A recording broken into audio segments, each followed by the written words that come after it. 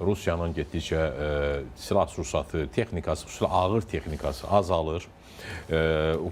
Sahada da bildiyim qədər çox ciddi itkilər var. Yəni canlı qüvvə baxımından da Rusiya hər gün minlərlə insanını itirir. Ukrayna daha az itkilər verir. Çünki Ukrayna məsafədən distans mübarizə aparır. Yəni onun dronlarla və hətta belə deyək də bu gün o sahada rusların verdiyi itkilərin 80-85%-ni yeni dronlar vasitəsilə vururlar Ukrayna tərəfi. Yəni bu baxımdan Ukrayna yeni müharibə konseptini mənimsəyibdir. Burada yenə əhəmiyyətli nə ola bilər? Tramp təbii ki, bu strateji savaşda ola bilsin şəxs olaraq istəyər müharibəsi dayansın. Amma mən düşünmürəm ki, Avro-Atlantika bloku o qənaəti bölüşsün. Zaten biz dəfələrlə barədə söhbət eləmişik. Hər dəfə hətta bugün savaş dayanacaq, sabah barış olacaq falan deyirdi. Mən hər dəfə dedim ki, bu olmayacaqdır. Çünki bu bir strateji savaşdır.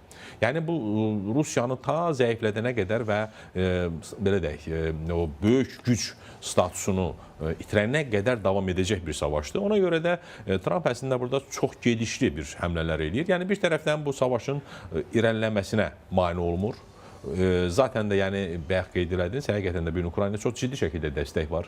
Yəni yalnız Amerikanın deyil, digər ölkələrin, Avropanın, yəni Almaniyanın, Böyük Britaniyanın, Fransanın ciddi şəkildə ona silah-sursat təchizatı var, dəstəyi var, maliyyə dəstəyi var. Yəni Ukraynanın artıq ekspertlərində mən yanaşmasını istəyirəm ki, onların ümumiyyətlə cəbhədə problemləri yoxdur.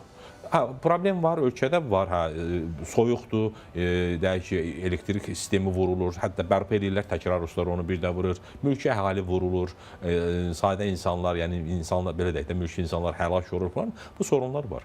Amma artıq Rusiya-Ukrayna cəbhəsində sanki bir sabitləşmə var.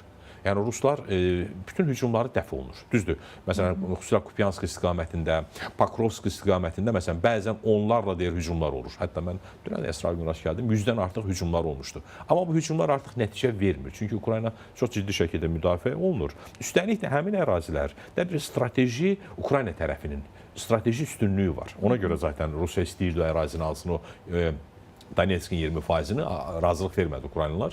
Yəni deməyim odur ki, məncə bax bu gün Trumpın izlədiyi siyasət nədir? Bu cəbhədə o artıq bilir ki, hərbiçilər öz işini görür, amma o paralel olaraq Rusiya ilə müqavilələr bağlamaq, iqtisadi sahədə sazişlər imzalamağı da düşünür. Bildiyim qədər hətta o istiqamətdə müəyyən işlər gedir. Yəni sanki bax bu hərbi cəbhədə Rusiya-Ukrayna savaşına zərər vurmadan iqtisadi məsələlərdə, ticari məsələlərdə Rusiyanın öz nəzarətini almağa çalışır. Çünki biz artıq bilirik ki, bu Venezueladan sonra indi İranda baş verən hadisələr və böyük ehtimalla o da Amerikanın istədiyi kimi sonuçlanacaq. Ondan sonra qalır Rusiya. Yəni Çini bu günləri ayaqda saxlayan, Çin iqtisadiyyatını ayaqda saxlayan ən ciddi, belə deyək də, o neft ölkələri bir Amerikanın tərəfinə keçir, yaxud da nüfuz dairəsinə keçir. Yəni bu İranda da baş verəcəksə, ondan sonra sonuncu Rusiya qalır. Yəni ola bilsin Tramp bir formada Rusiyanı da Çindən ayrılmaq istəyir ki, Çin iqtisadiyyatını bir dəfəlik, necə deyirlər, çöktürsün. Yəni artıq ona qlobal nəzarət imkanı əldə eləsin.